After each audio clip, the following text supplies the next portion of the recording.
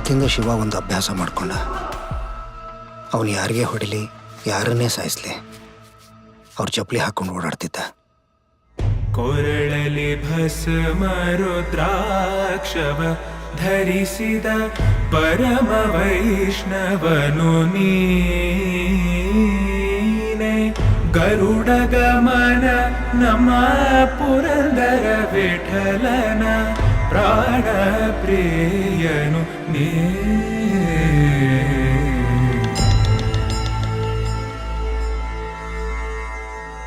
ಅವನವತ್ತು ಸಾಯಿಸಿದ್ದು rowdy sheeter ಎಮ್ಮೆಕೆರೆ ದಯಾನಂದನ್ನ.